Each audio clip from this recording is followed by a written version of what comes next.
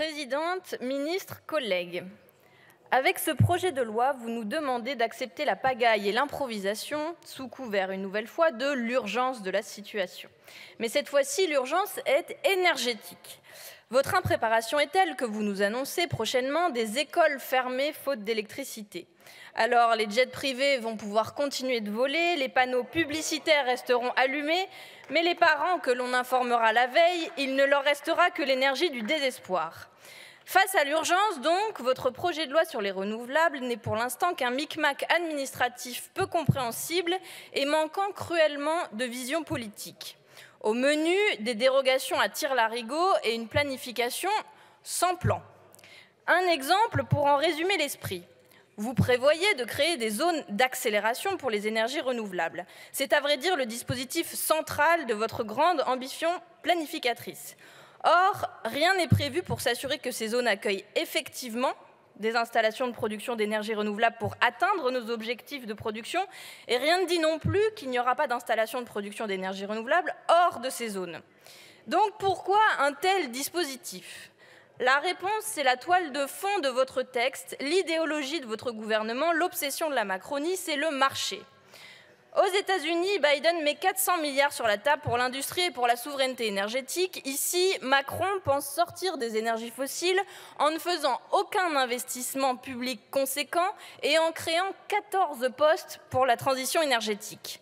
Vous laissez donc le champ libre aux entreprises privées et vous jurez aux Français qu'ils auront bien du courant en appuyant sur l'interrupteur. Vous ne voulez pas, dans le fond, que l'État reprenne la main et garantisse enfin notre indépendance énergétique. Certains de vos prédécesseurs, pourtant, avaient bien compris que la puissance publique devait se donner les moyens financiers d'organiser, de contrôler, de planifier.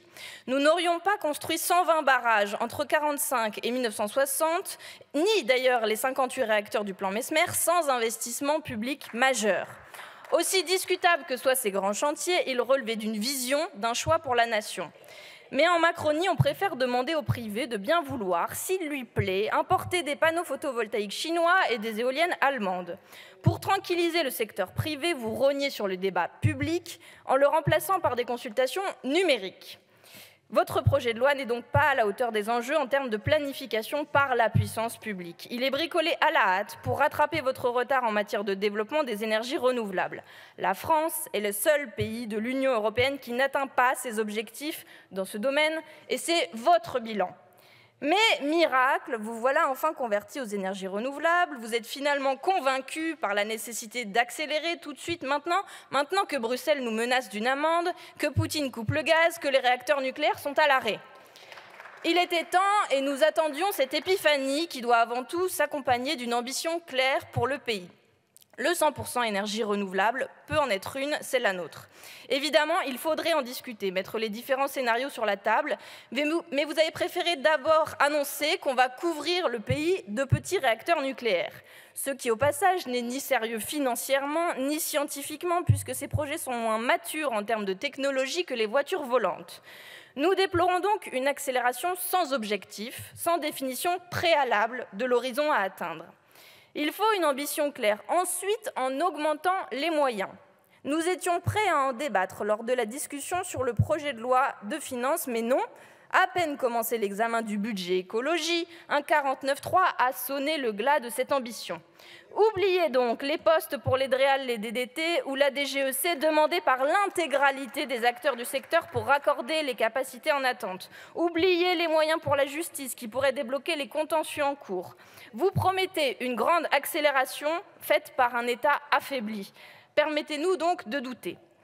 Il faut une ambition claire, enfin, en garantissant l'emploi et la souveraineté stratégique pour les filières industrielles renouvelables. Le désastre est déjà là. La France a perdu 15 000 emplois et la quasi-totalité de sa chaîne de production en matière de photovoltaïque en 20 ans. Et Emmanuel Macron est un des principaux responsables de ce désastre français sur l'énergie. Il a d'abord laissé la branche énergie d'Alstom être vendue à l'américain General Electric depuis son poste de conseiller de François Hollande en 2014. Il a ensuite décidé la fermeture de l'usine d'hydrolienne Naval Group de Cherbourg en 2018. Il a enfin laissé l'assemblage de modules photovoltaïques de l'entreprise iséroise Photowatt être délocalisé en Asie entre 2018 et aujourd'hui. Il faudrait à l'inverse, comme nous le proposons, soutenir la recherche, planifier la formation des travailleurs, protéger les filières nationales stratégiques, organiser le recyclage des composants et la préservation de l'environnement et tenir compte du potentiel énergétique des territoires d'outre-mer absents de votre projet de loi. Au lieu de cela, Emmanuel Macron préfère aller faire des courbettes devant le président Biden en lui demandant de bien vouloir cesser de protéger son industrie. L'humiliation est totale pour la France. Mais il est encore temps de revoir votre copie. Madame la ministre, vous auriez dû apprendre de l'examen en commission. Suspension de séance, aller-retour sans fin entre les articles, dispositions qui se marchaient dessus les unes les autres, tout y est passé. Et quelle réaction pour la séance? Vous nous imposez un temps législatif programmé. Faute de 49.3 disponible à volonté, vous gardez l'outil magique pour la réforme des retraites en janvier, vous avez trouvé un autre jouet pour nous museler. Vous nous empêchez de prendre le temps nécessaire pour l'élaboration d'une loi digne de ce nom. C'est un très mauvais signal que vous envoyez à notre Assemblée. Nous avions pourtant mené un travail constructif avec la majorité des groupes de cette Assemblée. Je fais évidemment ici exception du Rassemblement national. Marine Le Pen défendait ainsi lors de l'élection présidentielle un moratoire sur l'éolien et le solaire, comparant les éoliennes aux migrants, fidèles à ses obsessions mortifères.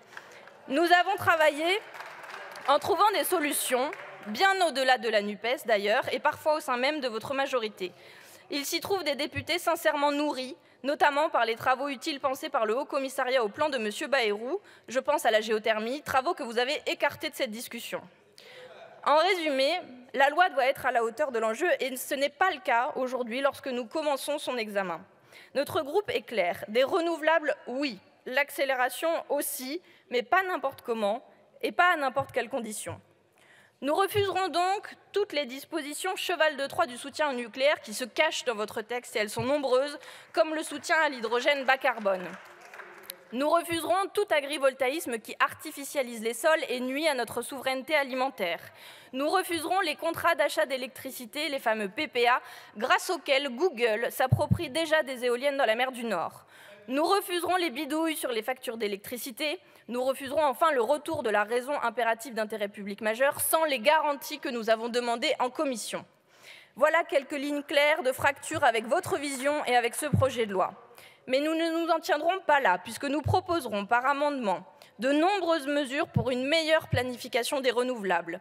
Nous porterons, avec les députés de mon groupe, des propositions pour les Outre-mer qui peuvent être le fer de lance de cette ambition du 100% énergie renouvelable. Nous porterons celle des protecteurs de la biodiversité et enfin nous porterons celle des Français qui souhaitent participer à des débats physiquement à côté de chez eux. Nous ferons au mieux pour que ce texte intègre les dispositions indispensables pour la concertation citoyenne, la protection des filières industrielles, le contrôle public de ce secteur et des moyens suffisants pour l'État. Nous amenderons également pour que les zones déjà artificialisées, les parkings, les toitures, les délaissés autoroutiers notamment, permettent prioritairement l'accélération dont nous avons besoin. En résumé, Madame la Ministre, les Français ont froid. Ils n'ont plus le temps pour vos petits pas. Soyez à la hauteur et revoyez votre copie. Merci. Merci.